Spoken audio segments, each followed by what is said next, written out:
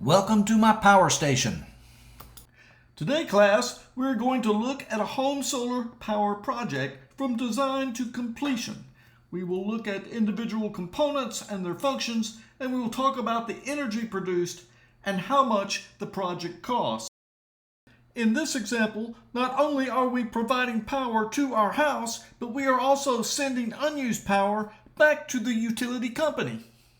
First of all, you'll need some solar panels. This project used a total of 16. They are quite heavy and had to be trucked in.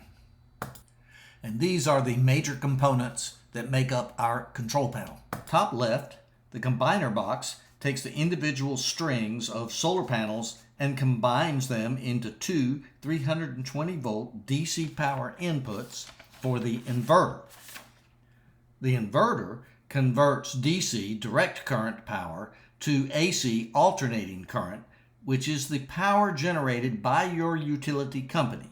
And that is the type of power that we all use to power our homes. The AC grid manual breaker at the bottom is required to disconnect your home power station from the utility grid. This home system also has a separate EV or electric vehicle, recreational vehicle power station. More on this later. All right, let's look at the energy we are producing right now. These are the west-facing panels in good sunlight combined with the east-facing panels not shown. We are producing 4.02 kilowatts of electricity, or 4,020 watts.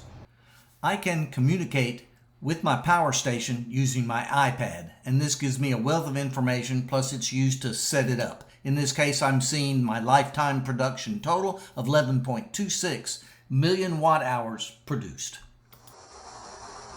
Right now, the air conditioner is running. The temperature outside is 90 degrees Fahrenheit. It's 12 o'clock noon. Look closely at the utility meter.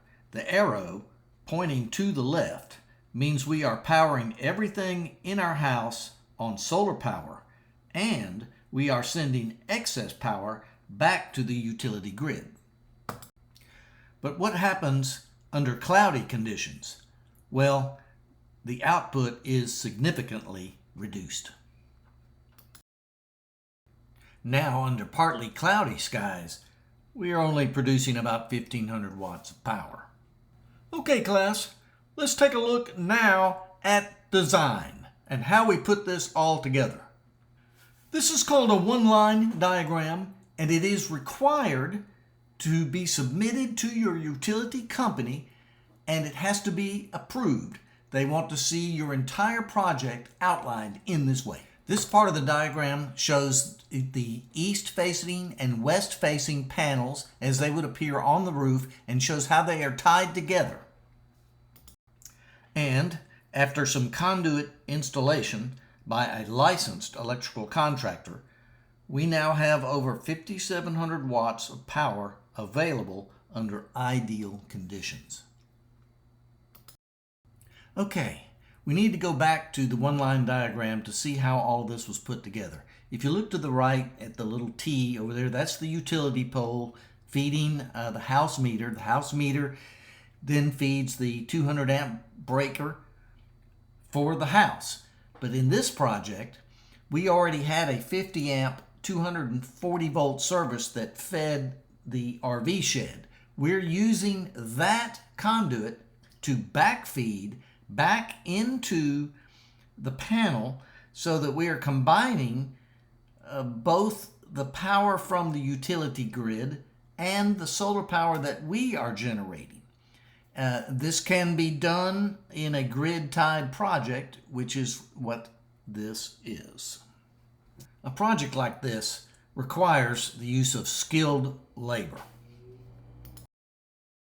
I see we have questions like, how much did it all cost?